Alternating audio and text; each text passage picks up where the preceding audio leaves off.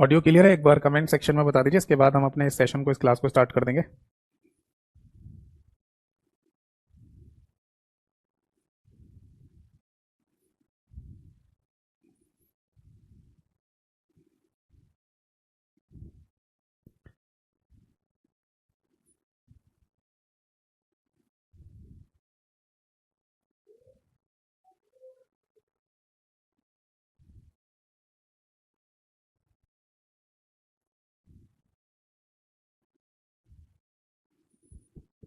मैं last class में ना आपको कहाँ तक मैंने पढ़ा दिया था? अच्छा, वेब ब्राउज़र तक मैंने पढ़ा दिया था, है ना? वेब ब्राउज़र तक हो गया था। ठीक है, तो है ना, आज की क्लास में ना हम सर्च इंजन के बारे में पढ़ेंगे। आज की क्लास में ना हम डिस्कस करेंगे यूआरएल के बारे में, और फिर इसके बाद है ना हम डिस्कस करेंगे लास्ट में ईमेल के बारे में। ठीक है, तो देखते हैं कितना हो पाता है कंप्लीट। ठीक है जी, तो शुरू करते हैं अपने सेशन को और अपनी इस क्लास को। सबसे पहले नमस्कार सभी को, सभी को नमस्कार।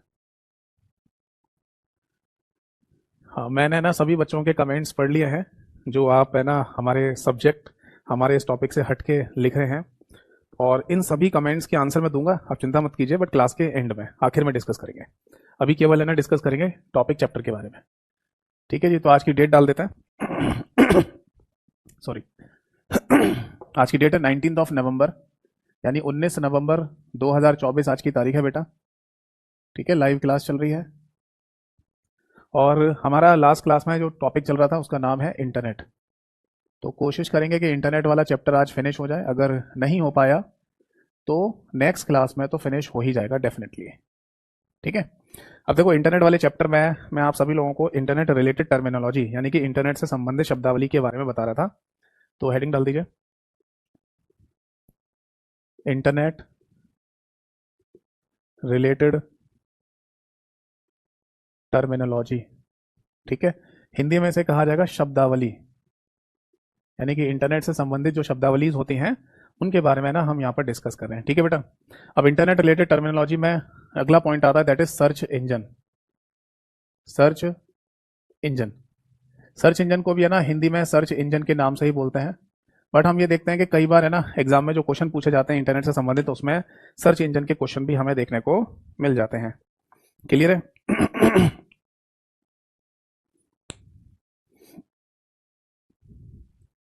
ठीक है, तो वो क्या क्वेश्चन हो सकते हैं सर्च इंजन के बारे में, और सर्च इंजन होता क्या है बेसिकली, इसके बारे में चर्चा करते हैं। ध्यान से सुनिएगा, देखिएगा, समझिएगा, और डाउट हो तो पूछिएगा।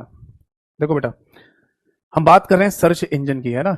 तो सर्च इंजन का सिंपल सा मतलब है सर्च करना, जिसके थ्रू आप सर्च कर पाए, जिसके थ्रू आप खोज पाए, ढूंढ पाए, उसी को सर्च इंजन के नाम से बोला जाता है। उदाहरण के लिए अगर हम बात करें तो एक नाम सबसे फेमस है आज की डेट में, जिसे गूगल कहा जाता है। तो गूगल आज की डेट में दुनिया का सबसे बड़ा सर्च इंजन है ना?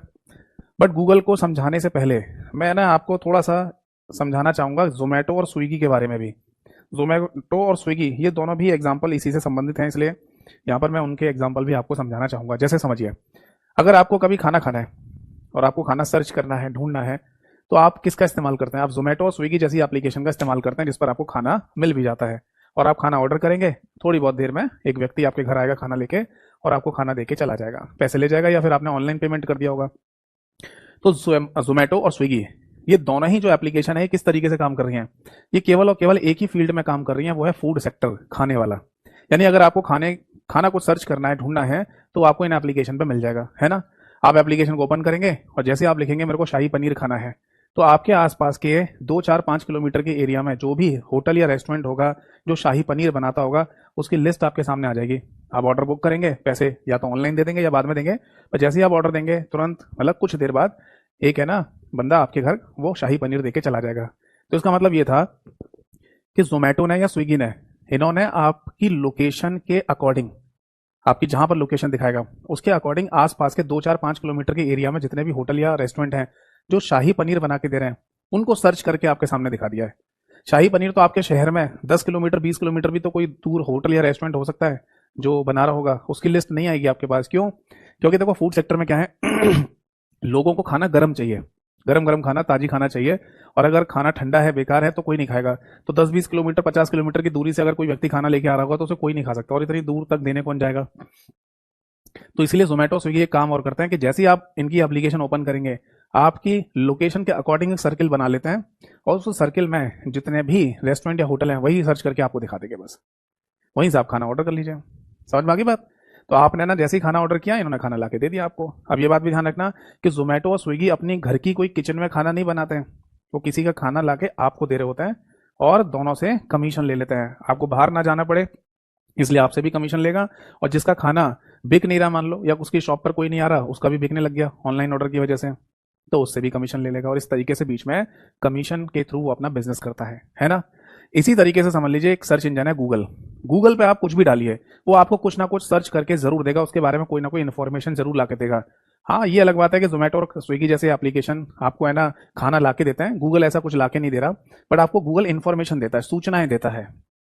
आपको वेबसाइट पर टेक्स्ट दिखाएगा, यानी आप पढ़ सकते हो, आपको वीडियोस लिंक दे देगा, आप देख सकते हो। तो आपको इन्फॉर्मेशन का भंडार मिलेगा गूगल पे। आप कुछ भी लिखो, गूगल कुछ ना कुछ सर्च करके तो दे ही देगा वो आपको। तो जिस तरीके से जोमेटो या स्विगी ने होटल या रेस्टोरेंट की लिस्ट तैयार करी, उसी तरीके से गूगल ने ढेर सारे वेबसाइट और वेब पेजों की लिस्ट तैयार कर ली है। अब आप जो भी गूगल पे लिखते हैं उससे मैच करता हुआ जो भी वेब पेज या वेबसाइट उसे मिलता है अपने डाटाबेस में से, वो उठाकर आपको दिखा देता है। आप है ना, मतलब आपके सामने वेबसाइट और वेब पेज के लिंक आ जाएंगे, आप किसी भी वेबसाइट या वेब पेज पर क्लिक करके अपने टेक्स्ट के अकॉर्डिंग, यानी आपने जो लिखा है गूगल पे उसके अकॉर्डिंग पढ़ लीजिए। बट ये ध्यान रखना कि जब आप गूगल पे सर्च करते हैं, कुछ भी लिखते हैं, और इसके अकॉर्डिंग आपके सामने कोई भी वेबसाइट या वेब पेज आए, तो जरूरी नहीं है कि उस पर जो भी लिखा हुआ है वो सच ही हो या करेक्ट ही हो।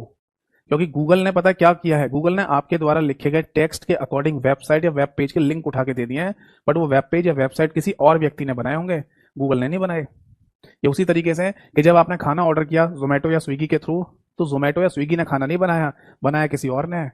अगर खाने में कल कोई कमी निकली तो जोमेटो बीच में जिम्मेदारी जरूर ले सकता है, बट वो फिर भी कह देगा ये मैंने नहीं बनाया, जिसने बनाया उसे ब्लैक लिस्ट कर देते हैं या आपका रिफंड दिलवा देंगे, बट खाना हमने नहीं बनाया गलत।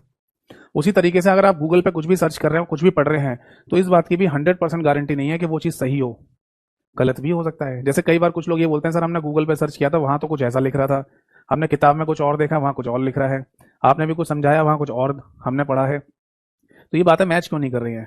तो ऐसा गूगल वाले केस में मैं आपको बता देता हूँ कि गूगल पे आप जो भी वेबसाइट या वेब पेज देखते हैं, वहां जरूरी नहीं है कि जो लिखा हुआ है वो हमेशा सच हो, ठीक है, गलत भी हो सकता है। और किताब की अगर बात करें, क्या बोले सर किताब में कुछ अलग सा दे रखा है, तो लोकल राइटर किताब तो मैं खुद ही रिकमेंड नहीं करता आपको कि कंप्यूटर की लोकल राइटर किताबें पढ़ा करो, उसमें तो ढेरों मिस्टेक दे रखी है, ठीक है। चलिए, तो फाइनली है ना सर्च इंजन का थोड़ा बहुत कॉन्सेप्ट तो हमें समझ में आ ही गया। अब ये किस तरीके से काम करता है पहले मैं समझा दूं, फिर उसके बाद आपके डाउट्स क्लियर करूंगा, ठीक है। देखो, हम है ना अपने कंप्यूटर में, यानी कि अपने पीसी में, पर्सनल कंप्यूटर में एक वेब ब्राउजर को ओपन करेंगे। अब वेब ब्राउजर क्या होता है, इस बात की चर्चा हमने लास्ट क्लास में करी ली थी, ठीक। कोई भी वेब ब्राउजर ओपन कर लीजिए आप अपने पीसी में, चाहे वो गूगल क्रोम हो, चाहे माइक्रोसॉफ्ट एज हो, चाहे एप्पल सफारी हो। अब आप है ना गूगल सर्च इंजन को यूज करने के लिए इसकी वेबसाइट लिखेंगे, वेबसाइट एड्रेस www.google.com। जैसे ही आप लिखेंगे, तुरंत है ना आपके सामने एक पेज खुलेगा जिसमें बड़ा सा गूगल शब्द लिखा हुआ आएगा और नीचे ऐसे टेक्स्ट बॉक्स बना हुआ आता है, यानी कि वो ये कह रहा है आपसे कि यहाँ पर जो लिखना चाहें वो लिखिए, सर्च कर लो। अब आप सपोज दैट कि यहाँ लिखते हैं नरेंद्र मोदी। आपको हमारे माननीय प्रधानमंत्री साहब नरेंद्र मोदी के बारे में ज्यादा कुछ नहीं पता, बस यही पता है कि हमारे देश के प्रधानमंत्री हैं। आपको सब कुछ जानना है इनके बारे में।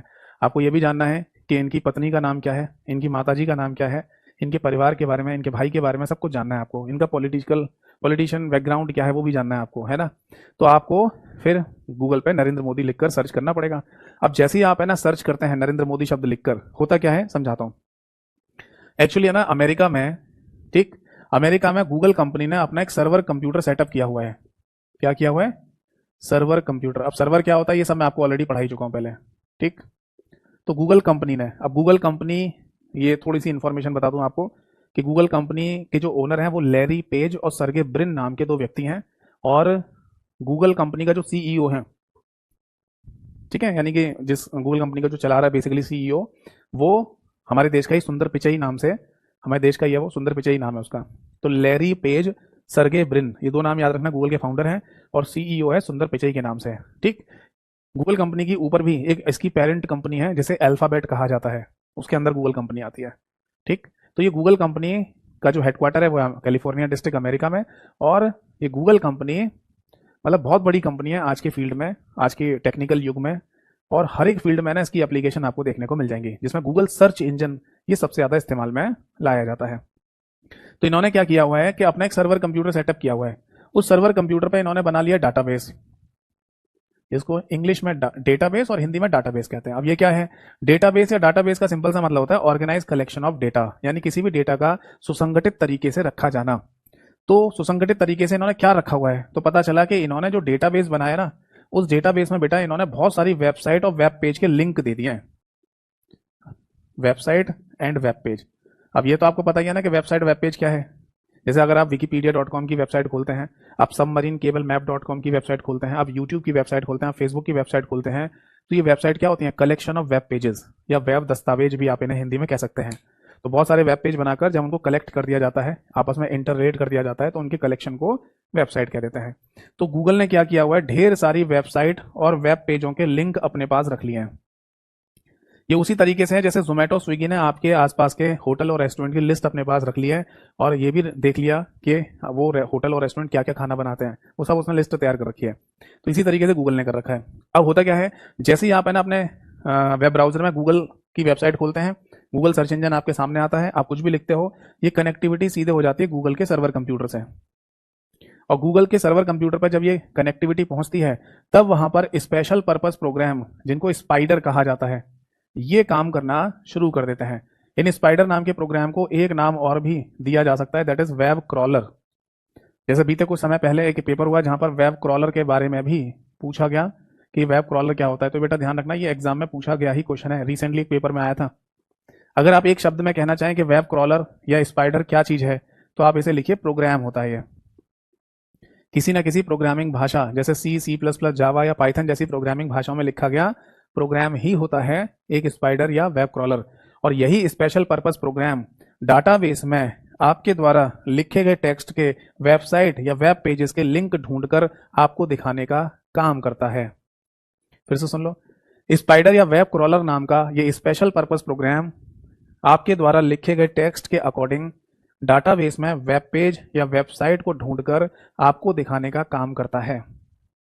और आपके सामने आपके कंप्यूटर पर वो वेबसाइट और वेब पेज आना शुरू हो जाएंगे जिनमें नरेंद्र मोदी के बारे में लिखा होगा। अब ऐसा भी तो हो सकता है कि नरेंद्र मोदी साहब के बारे में किसी ने उल्टा सीधा गलत लिख दिया हो किसी वेबसाइट पर, जैसे अपोजिशन वाले हो मान लो, ऐसा हो सकता है। और जो नरेंद्र मोदी साहब के सपोर्टर्स हैं, समर्थक हैं, उनकी अगर कोई वेबसाइट या वेब पेज होगा, उन्होंने इनकी तारीफ के पुल बांध दिए होंगे। तो दोनों ही चीजें अवेलेबल है नहीं। तो ये तय करना कि कौन सी बात सही है कौन सी गलत है, ये आपके ऊपर भी निर्भर करता है।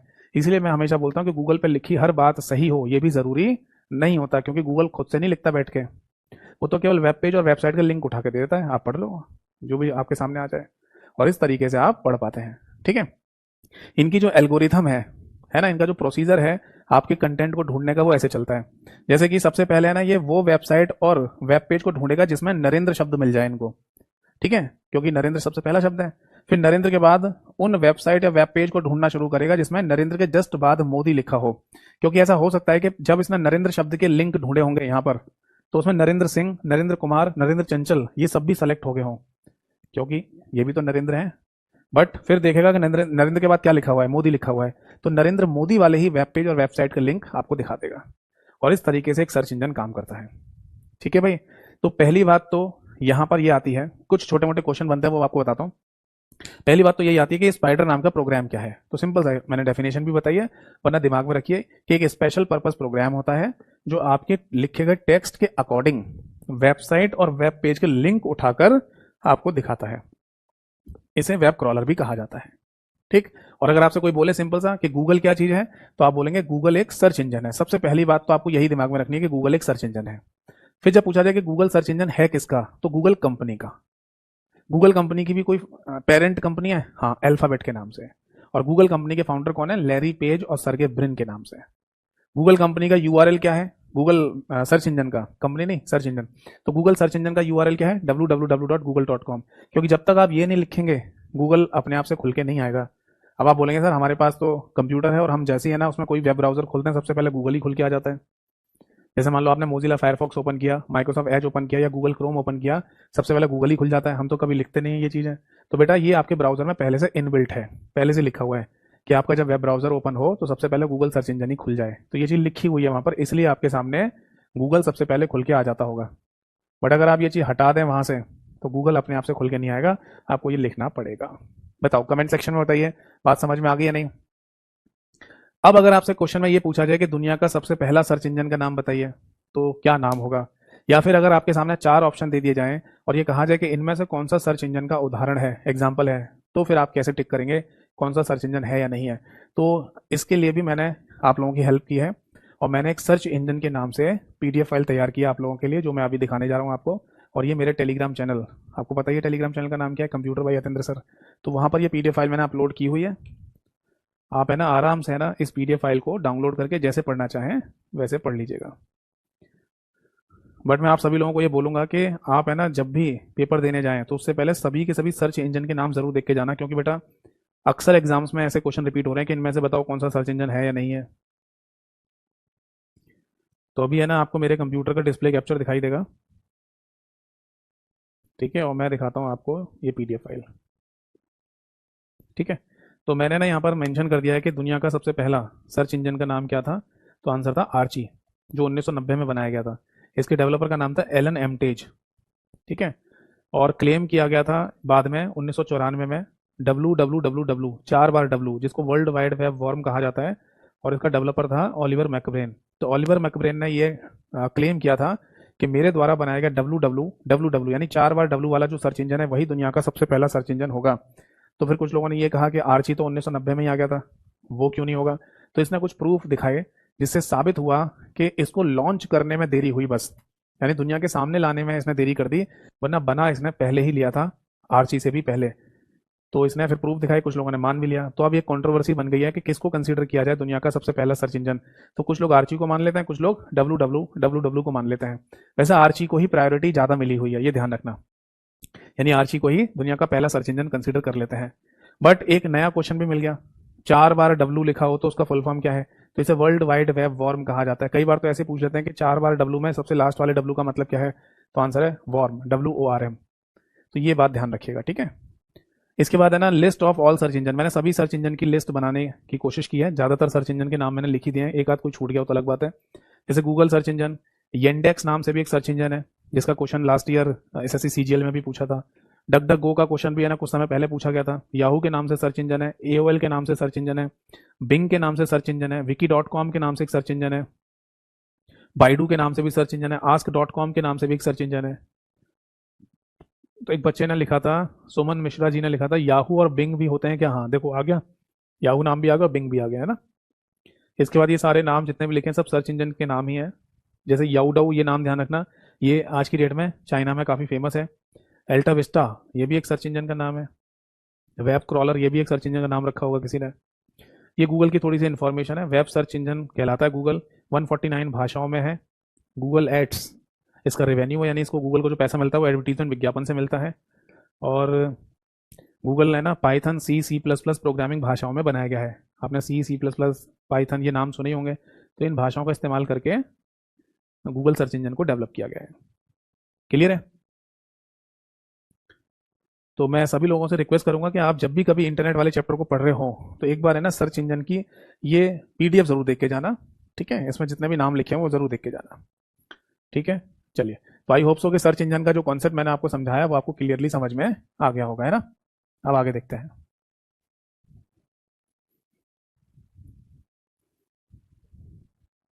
देखो बेटा, अगला जो पॉइंट आएगा यानी इंटरनेट रिलेटेड टर्मिनोलॉजी में, इसमें हम अगला पॉइंट पढ़ेंगे, दैट इज URL। हेडिंग डालिए URL।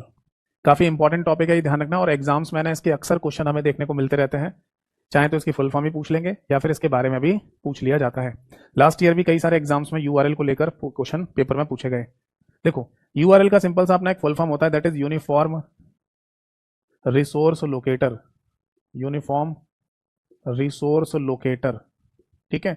या फिर URL को एक और नाम से भी बोल दिया जाता है, दैट इज URI, ये भी बोल सकते हैं।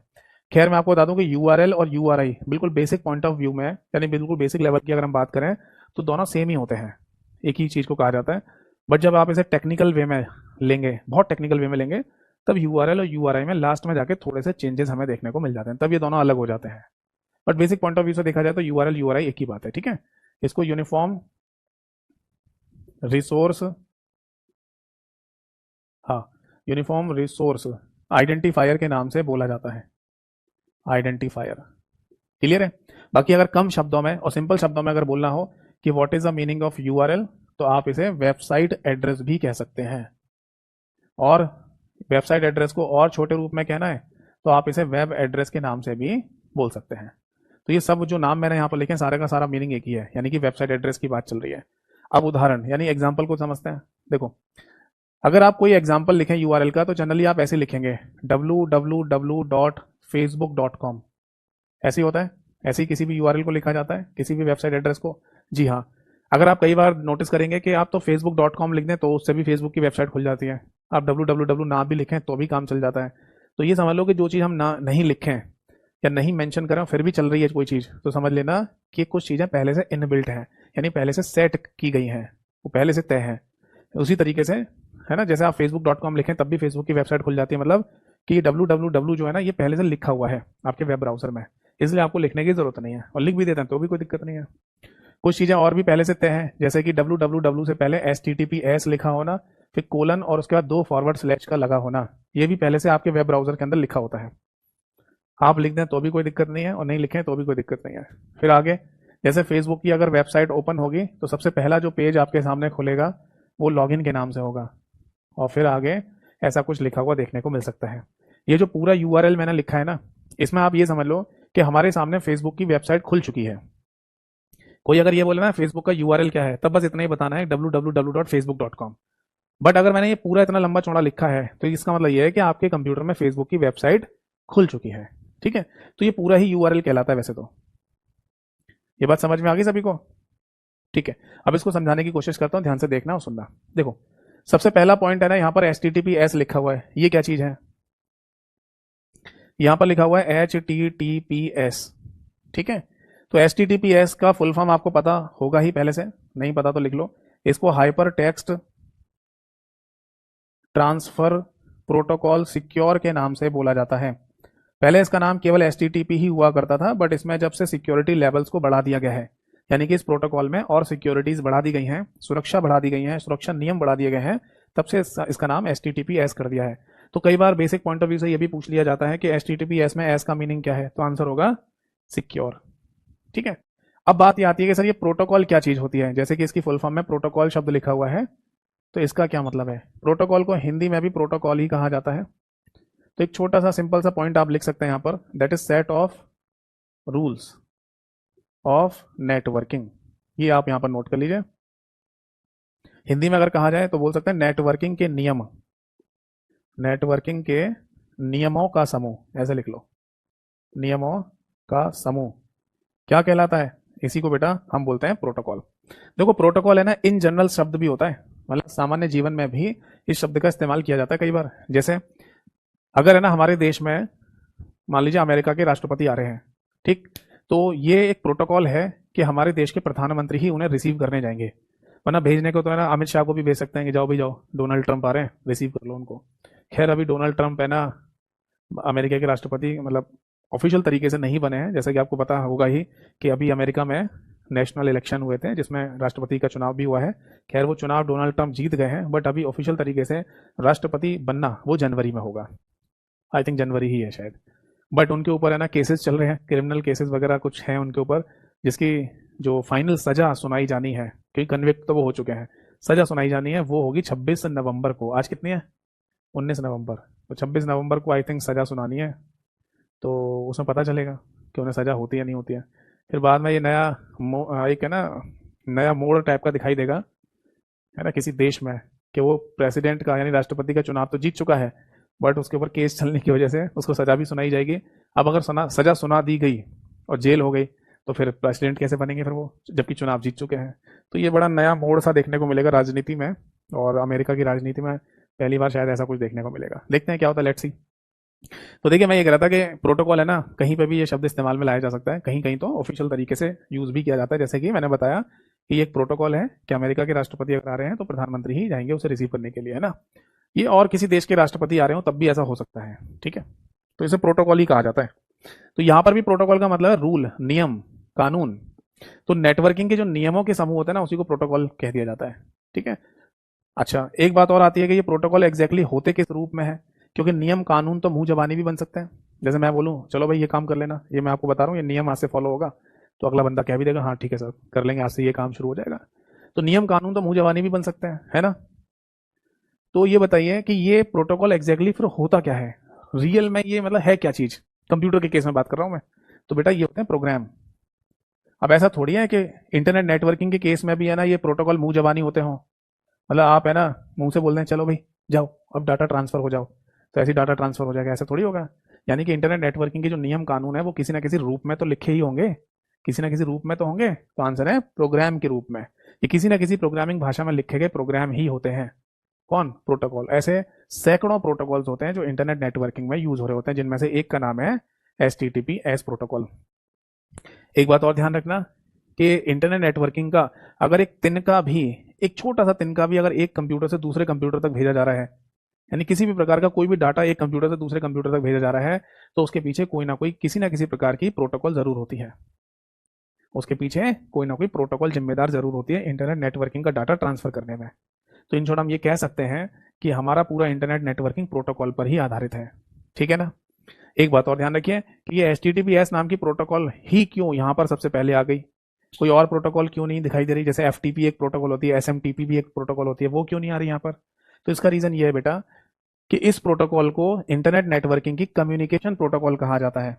ये बात आप यहाँ लिख लो, जब आपसे पेपर में पूछा जाए कि इनमें से कम्युनिकेशन प्रोटोकॉल कौन सी है, कम्युनिकेशन प्रोटोकॉल हिंदी में से कहा जाएगा संचार प्रोटोकॉल, कौन सी है, तो इसका सही आंसर हो जाएगा बेटा HTTPS।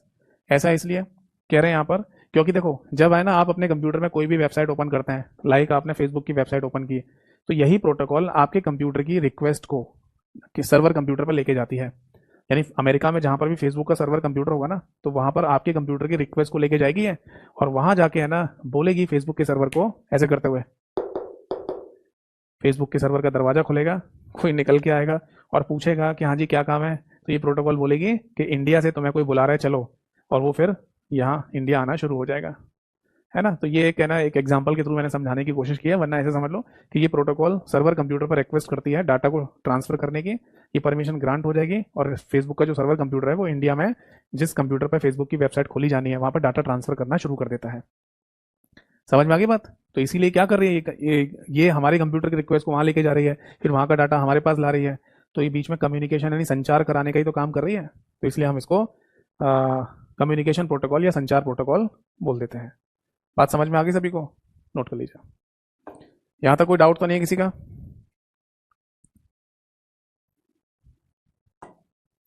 यहां तक कोई डाउट तो नहीं है किसी का।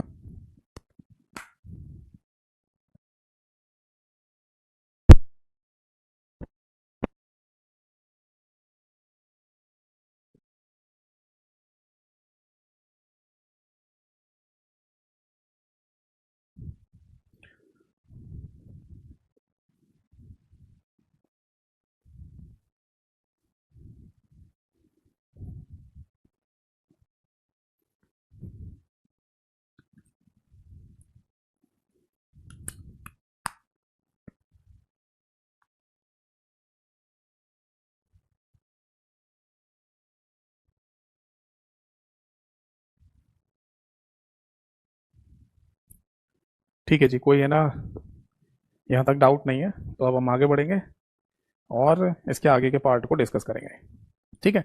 अब देखो इसके आगे जो भी पार्ट लिखा हुआ है ना www.facebook.com/login.php, इस तरीके के है ना क्वेश्चन लास्ट ईयर यानी पिछले साल कई सारे पेपर्स में भी हमें इस टाइप के क्वेश्चन देखने को मिले, ठीक है।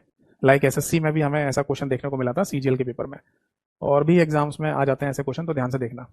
ये क्या लिखा हुआ है, ये तो अनुपात वाला सिंबल है जिसको रेशो वाला सिंबल भी कहते हैं, और इसके बाद 2 फॉरवर्ड स्लैश ये लगे हुए हैं, ठीक है। तो ये पूरा क्या है, तो बेटा इसको है ना पाथ स्पेसिफायर के नाम से बोला जाता है।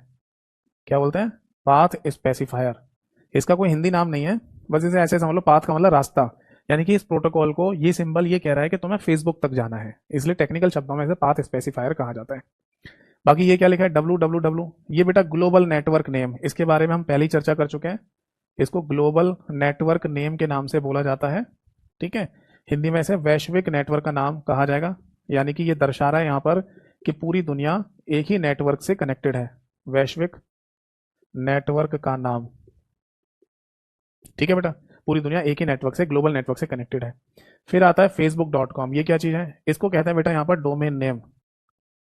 इसको टेक्निकल भाषा में डोमेन नेम कहा जाता है, हिंदी में भी डोमेन नेम ही कहा जाएगा, डोमेन का नाम। बस इसको आप ऐसे समझ लीजिए कि ये जिस व्यक्ति ने वेबसाइट बनाई है या बनवाई है उसका अपना आइडेंटिफिकेशन है, उसकी पहचान है। जैसे मार्क जकरबर्ग नाम सुना होगा आपने, ये फेसबुक के ओनर हैं, फाउंडर हैं, तो उन्होंने अपना वेबसाइट का नाम facebook.com रखा है। तो ये उन्होंने डोमेन परचेज किया है, ये नाम लिया है उन्होंने। और ये भी ध्यान रखना कि ये डोमेन नेम अगर एक बार रजिस्टर्ड हो गया तो फिर दोबारा सेम नाम से रजिस्टर हो नहीं सकता पूरी दुनिया में। यानी अगर facebook.com नाम से अगर कोई वेबसाइट है तो पूरी दुनिया में चाहकर भी कोई facebook.com नाम से वेबसाइट नहीं बना सकता, रजिस्टर नहीं करा सकता। ठीक है, यूनिक रहता है पूरी दुनिया में। फिर इसके बाद लिखा हुआ है लास्ट में .com। ये क्या है? तो ये जो लास्ट में .com लिखा है बेटा, इसको टेक्निकल टर्मिनोलॉजी में टॉप लेवल डोमेन नेम के नाम से बोला जाता है। टॉप लेवल डोमेन नेम, ये क्या होता है भाई? देखो, टॉप लेवल डोमेन नेम एक तरीके से ऐसे समझ लो जैसे मैंने फाइल एक्सटेंशन आपको समझाई थी। किसी भी फाइल एक्सटेंशन को देखकर फाइल का टाइप पता चल जाता है ना, कि फाइल कौन से प्रकार की, कौन से टाइप की है। तो उसी तरीके से अगर हम टॉप लेवल डोमेन नेम को देखें तो उससे भी ये पता चल जाएगा कि वेबसाइट का प्रकार क्या है, वेबसाइट कौन से प्रकार की है। तो अभी थोड़ी देर में मैं आपको जितने भी टॉप लेवल डोमेन नेम है उनके नाम लिखकर बताऊंगा। जैसे यहाँ पर .com लिखा हुआ है तो ये कॉमर्शियल वेबसाइट है, ऐसे पता चल जाता है। यहाँ .gov लिखा होता तो गवर्नमेंटल वेबसाइट होती है, तो ऐसे पता चल जाएगा। ठीक है, तो ये ध्यान रखना, टॉप लेवल डोमेन नेम इसे बोला जाता है। ठीक, इसके बाद है ना login.php। ये क्या है? ये बेसिकली पेज का नाम है जो आपको सबसे पहले दिखाया गया होगा। यानी आपके सामने फेसबुक का सबसे पहला जो पेज आया है उस पेज का नाम है लॉगिन। ठीक है, जिसमें आप आईडी पासवर्ड डालते हैं अपने फेसबुक की। ठीक, और PHP क्या है? PHP बेसिकली एक भाषा है जिसमें ये पेज बनाया गया होगा। ठीक है, जनरली PHP जो भाषा है ना, इसका इस्तेमाल वेबसाइट बनाने के लिए किया जाता है और इसका अपना एक फुल फॉर्म भी है। पहले हम इसको पर्सनल होम पेज के नाम से जानते थे। इनके जो डेवलपर्स हैं उन्होंने पर्सनल होम पेज नाम रखा था PHP। अभी नाम चेंज करके कर दिया गया है हाइपर टेक्स्ट प्री प्रोसेसर। तो दोनों ही फुल फॉर्म को याद रखिएगा, हाइपर टेक्स्ट प्री प्रोसेसर भी एक PHP का फुल फॉर्म है और पर्सनल होम पेज भी PHP का फुल फॉर्म है। बस ये ध्यान रखना कि PHP एक लैंग्वेज यानी भाषा होती है जिसमें वेबसाइट वगैरह बनाई जाती है। तो फेसबुक की जो वेबसाइट है जिसमें पहला जो पेज आपको दिखाई दे रहा है वो PHP भाषा का इस्तेमाल करके बनाया गया है। इसके बाद आता है 48। ये क्या है? इसको बेटा बोलते हैं पोर्ट नंबर। पोर्ट नंबर, अभी बीते कुछ समय पहले एक पेपर हुआ जहां पर ये क्वेश्चन पूछा गया कुछ इसी तरीके से लिखकर कि बताओ इनमें से कौन सा, या फिर ऐसे क्वेश्चन पूछा गया था कि इनमें से किसी यूआरएल का इनमें से पार्ट कौन सा होता है, किसी यूआरएल में इनमें से कौन सा पार्ट होता है। और एक ऑप्शन पे लिखा था पोर्ट नंबर। तो पोर्ट नंबर भी है ना यूआरएल का पार्ट होता है? तो आंसर है जी हाँ, सबसे लास्ट में लिखा हुआ है, दैट इज 48। क्या मीनिंग है इस बात का, मैं समझाता हूँ। एक्चुअली पोर्ट नंबर, हिंदी में भी इनको पोर्ट नंबर ही कहते हैं। पोर्ट नंबर बेसिकली हमारे कंप्यूटर की जो मुख्य मेमोरी है यानी कि रैम, उसकी लोकेशंस को कहा जाता है। जैसे आपने एक्सेल की शीट देखी है, बस उसी एक्सेल की शीट जैसी होती है हमारी रैम। अंदर से रैम का जो स्ट्रक्चर है, संरचना है, वो वैसी बनी हुई है अंदर जैसे कि एक्सेल की शीट बनी हुई है। ठीक है, और एक्सेल की शीट में जो रो और कॉलम के इंटरसेक्शन से जो डब्बे डब्बे बनते हैं उन्हें क्या बोलते हैं? सेल। तो ऐसी रैम के अंदर मेमोरी सेल्स होते हैं और हर एक मेमोरी सेल को एक पर्टिकुलर नंबर से पहचाना जाता है जिसे पोर्ट नंबर कहा जाता है। तो कम शब्दों में, सिंपल शब्दों में अगर पोर्ट नंबर क्या है ये जानना है तो बोलेंगे port number the memory location in the RAM.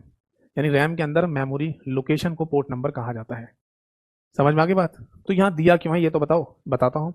देखो एक्चुअली क्या होता है कि जब एक कंप्यूटर से दूसरे कंप्यूटर में डाटा भेजा जाता है तो यहाँ मेमोरी का बहुत बड़ा योगदान है। जो मेमोरी का यूज तो हो ही रहा होगा, यहाँ पर मेमोरी का मतलब रैम से है, रैंडम एक्सेस मेमोरी से। तो रैंडम एक्सेस मेमोरी यानी रैम का बहुत बड़ा इंपॉर्टेंस होता है, क्योंकि रैम ही डाटा किसको भेजती है? CPU को, CPU ही आउटपुट बना के देता है।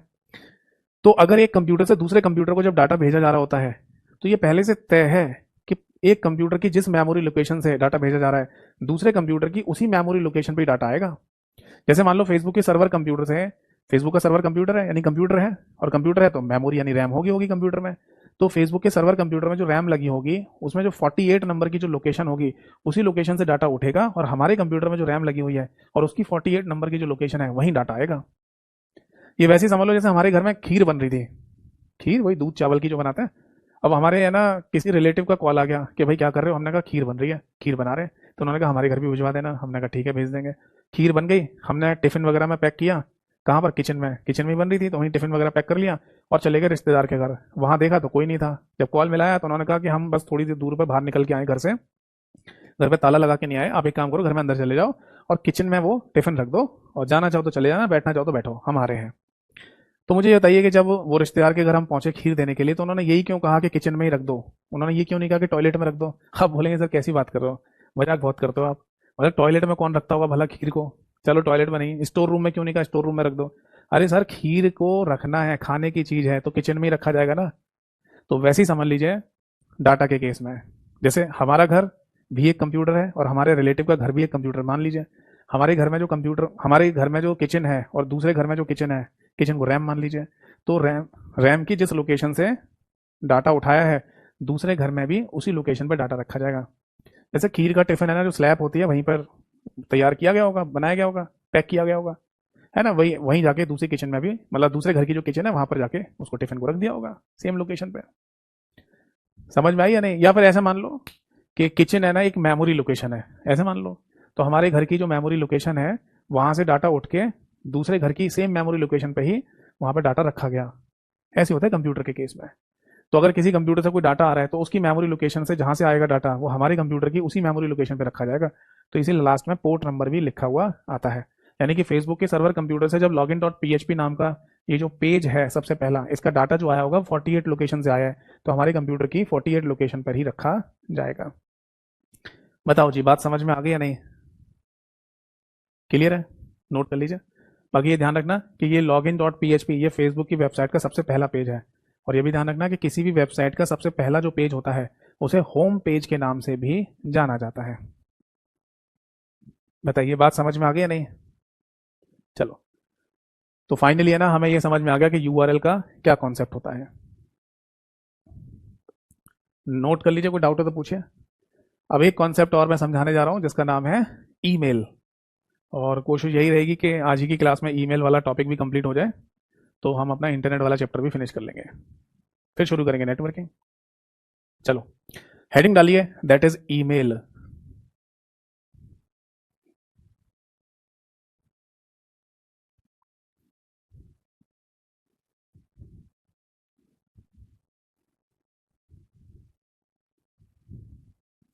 हेडिंग डालिए, ईमेल। देखो बेटा, ईमेल का फुल फॉर्म होता है इलेक्ट्रॉनिक मेल। अब तो पता है, मैं ये भी देख रहा हूँ कि जो स्टेट गवर्नमेंट या सेंट्रल गवर्नमेंट के एग्जाम का जो सिलेबस लिखा हुआ आ रहा है ना, उसमें ईमेल अलग से लिख के दे रहे हैं, लिख के दे रहे हैं इंटरनेट एंड ईमेल पढ़ के आओ। जबकि ईमेल वाला जो टॉपिक है वो इंटरनेट वाले चैप्टर के अंदर ही आता है, पढ़ाया जाता है इंटरनेट के अंदर ही, और अलग से लिख के दे रहे हैं, मतलब इससे क्वेश्चन पूछेंगे। तो देखो बेटा, ईमेल को है ना फुल फॉर्म में कहा जाता है इलेक्ट्रॉनिक मेल, जिसको हिंदी में अगर लिखना है तो आप इसे इलेक्ट्रॉनिक पत्राचार भी कह सकते हैं, इलेक्ट्रॉनिक पत्राचार। ठीक है। अब कई बार है ना कुछ लोग मेरे से ये पूछते हैं, कई सारे लोग है ना मेरे से ये पूछते हैं कि सर ईमेल में और जीमेल ये दो शब्द हमने सुने हैं, इन दोनों में डिफरेंस क्या होता है, क्लियर कीजिए। तो ये भी क्लियर कर देता हूं मैं आपको। देखो बेटा, जीमेल एक शब्द आपने सुना ही होगा, और अभी जो मैं बता रहा हूं वो है ईमेल, है ना। तो इस बात को ऐसे समझ लो जैसे पोस्ट ऑफिस होते थे पहले, जिसको है ना हिंदी में कहते थे बेटा डाक विभाग, है ना, डाकघर या डाक विभाग कहा जाता था पोस्ट ऑफिस को, अभी भी है, बट है ना आजकल पोस्ट ऑफिस का इस्तेमाल बहुत ज़्यादा नहीं किया जाता। ठीक है। पोस्ट ऑफिस का इस्तेमाल पहले बहुत होता था, जब चीज़ें टेक्निकल डिजिटल नहीं हुआ करती थी, कंप्यूटर मोबाइल का इस्तेमाल ज़्यादा नहीं होता था, तो लोग पत्रों को भेजने के लिए, चिट्ठियों को भेजने के लिए पोस्ट ऑफिस का, डाक विभाग का इस्तेमाल करते थे। ठीक है ना। तो जैसे पोस्ट ऑफिस काम करता है ना, वैसे ही गूगल कंपनी का अपना एक मैसेजिंग सिस्टम है जिसे जीमेल कहते हैं। तो आप चाहें तो इनके बीच में इक्वल टू का साइन लगा सकते हैं, यानी पोस्ट ऑफिस जैसे काम कर रहा है वैसे जीमेल काम करता है, गूगल कंपनी का मैसेजिंग सिस्टम। अब पोस्ट ऑफिस के द्वारा आप क्या भेजते थे? लेटर पोस्ट करते थे ना, यानी कि पत्रों को भेजा जाता था। तो इसी तरीके से जीमेल के थ्रू अब आप ईमेल कर सकते हैं, यानी इलेक्ट्रॉनिक मेल कर सकते हैं। तो आप लेटर को ईमेल के साथ कंपेयर करके लिख सकते हो। अब समझ में आ गया?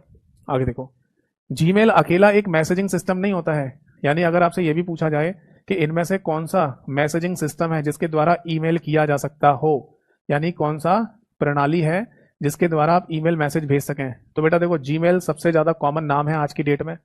क्योंकि है ना, अगर आपको किसी को ईमेल मैसेज करना है तो डेफिनेट श्योर है कि आपने जीमेल पर अपना अकाउंट बना रखा होगा और अपनी जीमेल आईडी से ही किसी को ईमेल मैसेज भेज सकते हो। तो जीमेल आज की डेट में काफ़ी कॉमन है। इसके अलावा पहले है ना याहू मेल, ये भी काफ़ी फेमस हुआ करता था, जिसको वाई मेल भी बोलते थे। ठीक है। इसके बाद एक और फेमस हुआ करता था पहले, रेडिफ मेल, ये भी एक मैसेजिंग सिस्टम है। इसके अलावा येंडेक्स मेल, ये भी नाम लिख लीजिएगा, इससे रिलेटेड तो लास्ट ईयर पेपर में एक क्वेश्चन भी पूछा गया था, जिसमें पूछा गया कि इनमें से कौन सा मैसेजिंग सिस्टम का उदाहरण है या नहीं है, ऐसा पूछा था। तो येंडेक्स मेल वहां पर लिखा हुआ था।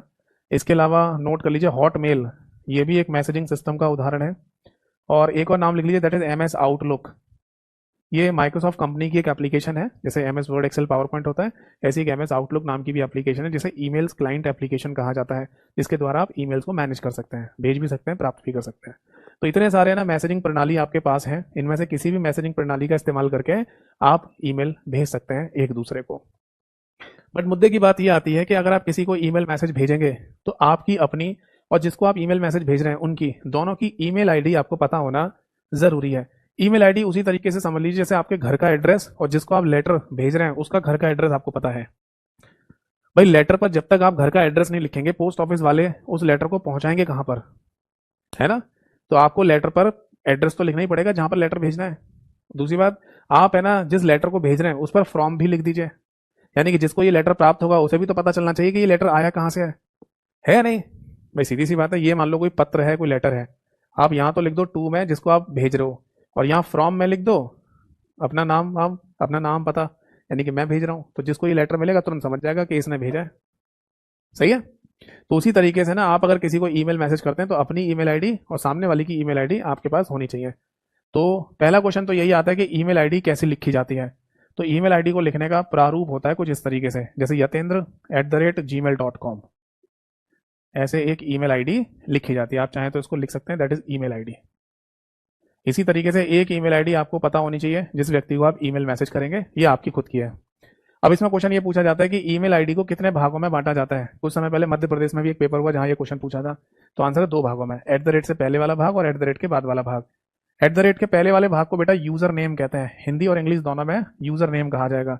और एट द रेट के बाद वाले भाग को डोमेन नेम कहा जाएगा, हिंदी में डोमेन नेम ही कहा जाएगा। जैसे यहां पर भी आप इसको यूजर नेम लिख दो, यूजर का नाम, और यहां लिख लीजिए इसको डोमेन नेम। हिंदी होता ही नहीं है इनका, ठीक है, हिंदी इंग्लिश दोनों में सेम ही लिखा जाएगा। और ये एट द रेट क्या है, ये एक सेपरेटर है, इसका कुछ नाम मीनिंग नहीं है, बस इतना ही समझ लो ये एक सेपरेटर है। और सेपरेटर का मतलब होता है दो चीजों को आपस में बांटने वाला, सेपरेट करने वाला। तो एट द रेट सिंबल से यूजर नेम को और डोमेन नेम को सेपरेट किया जाता है, अलग अलग किया जाता है। समझ में आ गई बात? क्लियर है? अब देखो, अब अगला पॉइंट ये आता है कि जब हम कोई ईमेल आईडी बनाते हैं तब उसमें कुछ टर्म और कंडीशंस वगैरह भी होती हैं क्या? ये नोट कर लिया सभी ने? देखो, जब है ना कोई ईमेल आईडी बनाई जाती है तब कुछ टर्म और कंडीशन का भी हमें ध्यान रखना पड़ता है। अब वो टर्म कंडीशन क्या हो सकती हैं, और इतने सारे मैसेजिंग सिस्टम के नाम हमने देखे, तो किसकी टर्म और कंडीशन को हमें याद रखना है, क्योंकि सबकी टर्म और कंडीशन अलग अलग हो सकती हैं या फिर सबकी एक जैसी ही होती हैं। तो बेटा सबकी टर्म कंडीशन अलग अलग हो सकती हैं, इसमें कोई दोहरा नहीं है।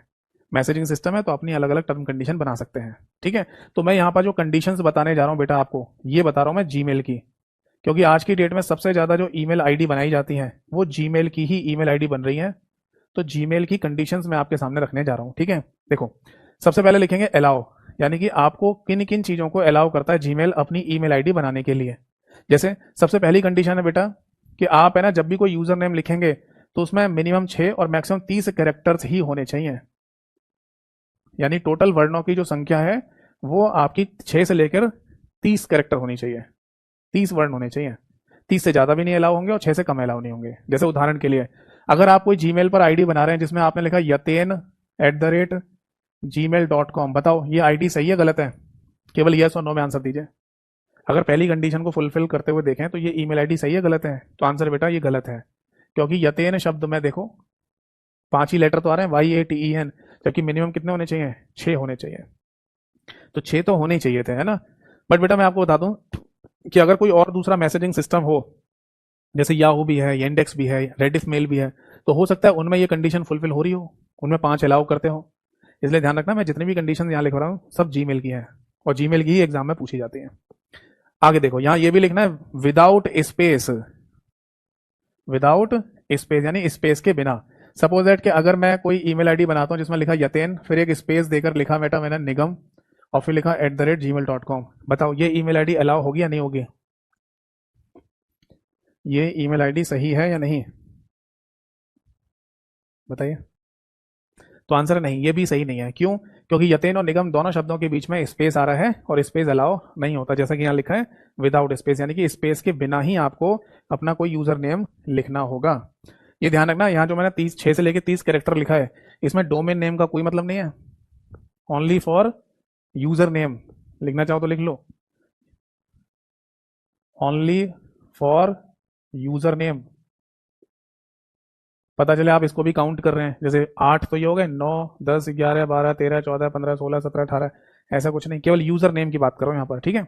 चलो दूसरी कंडीशन देखो, क्या अगर कोई ईमेल आईडी बनाई जा रही है तो उस ईमेल आईडी में हम अल्फाबेट और नंबर्स दोनों का इस्तेमाल कर सकते हैं? जी हाँ, आप ए से लेकर जेड तक सारे तो अल्फाबेट यूज कर सकते हैं और 0 से लेकर 9 तक सारे डिजिट का भी इस्तेमाल कर सकते हैं। जैसे उदाहरण के लिए अगर आप है ना लिखते हैं yaten123@gmail.com, क्या ये ईमेल आईडी अलाउ है? तो आंसर है अलाउ है, ठीक है। और यहाँ 5 6 7 8 ये भी ठीक है, ठीक है। यानी कि आप नंबर्स और अल्फाबेट दोनों का यूज कर सकते हैं, ठीक। अगर आप ऐसे लिखें दैट इज 123yaten@gmail.com, ये भी अलाउ है, हाँ ये भी अलाउ है। और अगर आप ऐसे लिखें तो yaten123abc@gmail.com, तो ये भी अलाउ है। यानी आप अल्फाबेट और नंबर्स को कहीं भी आगे पीछे लिखिए, आप ईमेल आईडी में यूजर नेम बना सकते हैं। क्लियर है? समझ में आ गई बात? ठीक है। अच्छा, एक पॉइंट और लिख लीजिए यहाँ पर, केस सेंसिटिव नहीं होता है, नो केस सेंसिटिव, ऐसा लिख लो, नो केस सेंसिटिव। इसका क्या मतलब है? ईमेल में यूजर, ये जो आप ईमेल आईडी बनाते हैं ना और यूजर नेम जब लिख रहे होते हैं, तो यहाँ पर केस सेंसिटिव का कोई कंडीशन, कोई केस नहीं है। मतलब समझाता हूँ सिंपल भाषा में इसको, कि अगर आप यूजर नेम बनाते समय ये जो लिख रहे हैं ना yaten123abc, अगर आप ये कैपिटल में भी लिख दो yaten123abc@gmail.com, तो जब आप ईमेल आईडी बना रहे होते हैं तब आप इसे अगर कैपिटल में लिख रहे हैं तो भी एक्सेप्टेबल है। और मान लीजिए आपने ईमेल आईडी बनाते समय तो ये कैपिटल में लिखा था, पर जब लॉगिन करते समय आप स्मॉल में लिख रहे हो, तो क्या ऐसा होगा कि आपको इसे कैपिटल में लिखना पड़ेगा?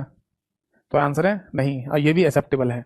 यानी जीमेल है ना, कैपिटल और स्मॉल लेटर का मतलब डिफरेंस ही नहीं समझता, वो बोलता है कुछ भी लिख दो।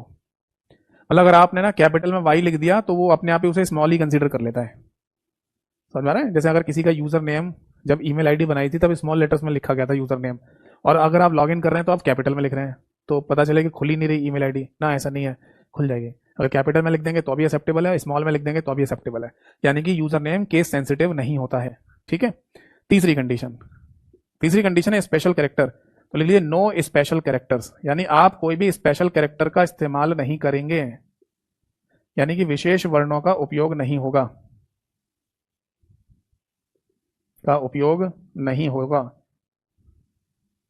क्या मतलब इस बात का? और कौन से स्पेशल कैरेक्टर्स होते हैं? स्पेशल कैरेक्टर का मतलब, अच्छा एक काम करिए, अभी तो अलाउ की कंडीशन लिख रहे थे ना, तो इसे नॉट अलाउ की कंडीशन में लिखेंगे।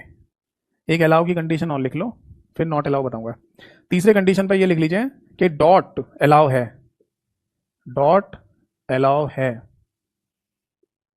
यानी अगर आप कोई ईमेल आईडी लिखने जा रहे हैं तो उसमें डॉट लगा सकते हैं? हाँ जी लगा सकते हैं, कोई इशू नहीं है। जैसे सपोज दैट कि आपने एक ईमेल आईडी बनाई जिसमें लिखा यतेन फिर डॉट निगम @gmail.com, क्या ये ईमेल आईडी अलाउ है? हाँ ये अलाउ है, आप डॉट लगा सकते हैं। अच्छा, एक कंडीशन और, आप मल्टीपल डॉट्स लगा सकते हैं। जैसे आपने लिखा यतेन फिर डॉट निगम फिर डॉट 123@gmail.com, हाँ ये भी अलाउ है, आप मल्टीपल डॉट्स भी लगा सकते हो जी ईमेल आईडी में, ठीक है जी। तो ये तो हो गए अलाउ वाली कंडीशन। अब मैं आपको बताता हूँ नॉट अलाउ, यानी कि आपको यूजर नेम बनाते समय क्या क्या अलाउ नहीं होगा। तो अगला लिखिए नॉट अलाउड। देखो बेटा, सबसे पहली कंडीशन कि आप स्पेशल कैरेक्टर्स का इस्तेमाल नहीं कर सकते हैं, नो स्पेशल कैरेक्टर्स, ऐसा लिख लो, नो स्पेशल कैरेक्टर्स, यानी कि विशेष वर्णों का उपयोग नहीं होगा। अब ये विशेष वर्ण क्या होते हैं भाई? विशेष वर्ण है ना, आप इस बात को ऐसे समझिए, जैसे अगर आप कोई ईमेल आईडी लिखने जा रहे हैं, ठीक, तो उसमें ना ऐसे लिख दिया आपने, जैसे कि यतेन और फिर इसके बाद एक्सक्लेमेशन मार्क लगा दिया और फिर लिखा आपने निगम @gmail.com, ये अलाउ नहीं है। मान लो आपने लिखा यतेन और प्लस का साइन लगा दिया आपने और फिर लिखा निगम @gmail.com, ये अलाउ नहीं है, ठीक है। या फिर अगर आप ऐसे लिखना चाह रहे हो यतेन और आपने मान लो लगा दिया यहाँ पर हैश और फिर लिखा nigam@gmail.com, तो ये भी अलाउ नहीं है। यानी कीबोर्ड पर जो स्पेशल कैरेक्टर्स होते हैं ना, ये सारे सिंबल्स वगैरह जो होते हैं, ये अलाउ नहीं है। जैसे मान लो अगर आप ये वाला सिंबल लगाना चाहते हैं क्वेश्चन मार्क का, जैसे क्वेश्चन मार्क, फिर आप लिखना चाहते हैं यतेन और @gmail.com, तो ये भी अलाउ नहीं है। ठीक है, मान लो आप ये लिखना चाहें यतेन ग्रेटर देन का सिंबल nigam@gmail.com, तो ये भी अलाउ नहीं है। यानी मोटा मुद्दे की बात हमें मोटी मोटी ये पता चल गई कि जितने भी स्पेशल कैरेक्टर आपको कीबोर्ड पर दिखाई देते हैं वो आप यूजर नेम में नहीं लिख सकते हैं।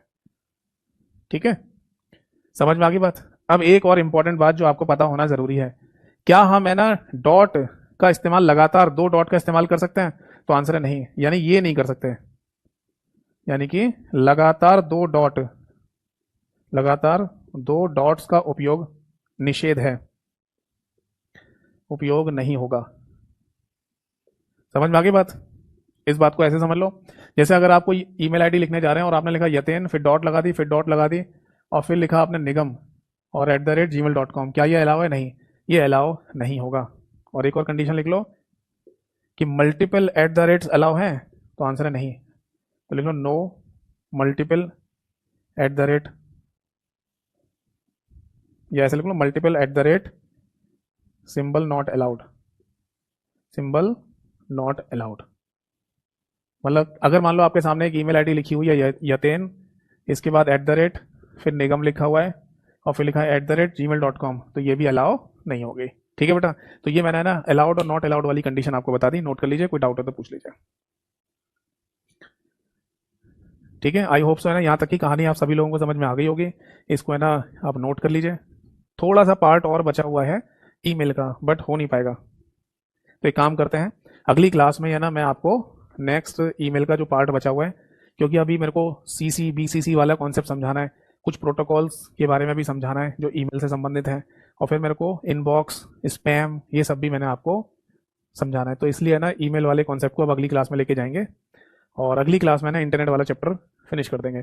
कुछ छोटे मोटे टर्म अगर और भी होंगे जो मुझे इंटरनेट के रिगार्डिंग आपको समझाने हैं, तो वो भी मैं आपको समझा दूंगा। ठीक है, तो आज की क्लास और आज की सभा यहीं पर समाप्त होती है इंटरनेट वाले चैप्टर की।